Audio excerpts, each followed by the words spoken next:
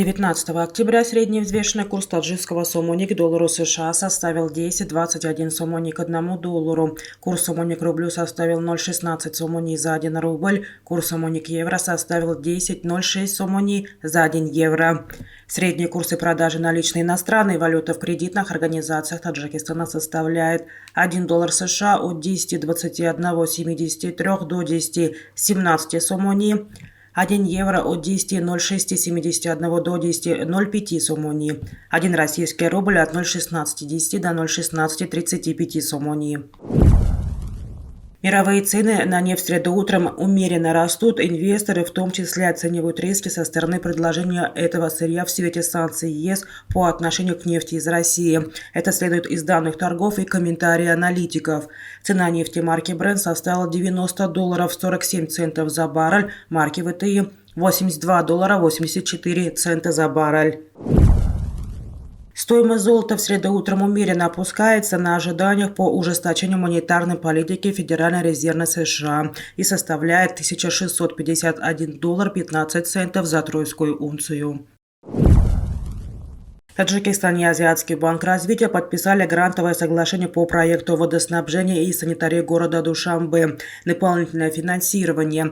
Как сообщили в пресс-центре Министерства финансов Таджикистана, соглашение накануне в Душанбе подписали министр финансов Республики Таджикистан Файзиддин Кахурзода и постоянный представитель АБЭР в Республике Таджикистан госпожа Шени Кэмпбелл.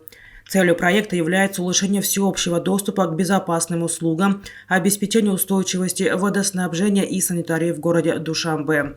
Также проект предусматривает восстановление основных канализационных коллекторов и возведение второй и третьей канализационной системы в Махалях Каритагин и Зебунису города Душанбе. Общая стоимость проекта составляет $42 630 000, из которых 38 миллионов является грантом Азиатского банка развития и $4 630 000 – это доля правительства Таджикистана. Реализация проекта начинается в 2022 году, а завершить проект планируется в 2028 году. Иранская сторона может помочь компаниям из России, попавшим под санкции Запада, выйти на новые рынки. Об этом заявил в интервью РИА Новости заместитель министра нефти Ирана Ахмад Асадзаде. Мы не боимся санкций. Из проблемы санкций есть выходы. Мы их знаем и используем их. Надеюсь, поможем российским компаниям, чтобы они смогли выйти на новые рынки. Думаю, это может привести к плодотворному сотрудничеству между обеими сторонами, сказал Асадзаде. Президент Казахстана Касым-Жомарт Токаев заявил о необходимости разместить покинувшие Россию компании близ Алматы. Об этом он заявил во время выступления перед общественностью Алматинской области Казахстана.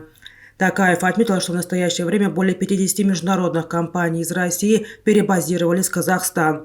Он уточнил, что концентрировать все компании в крупных городах непродуктивно. В продолжение он сказал, что областной центр должен стать контрмагнитом по отношению к Алматы. Мы должны создавать все условия для открытия инвесторам новых производств, в том числе осуществляющих релокацию из других стран, добавил он. Данный вопрос, по мнению Токаева, нужно отрабатывать уже сейчас с целью беспрепятственного и бесперебойного товарообмена с зарубежными партнерами.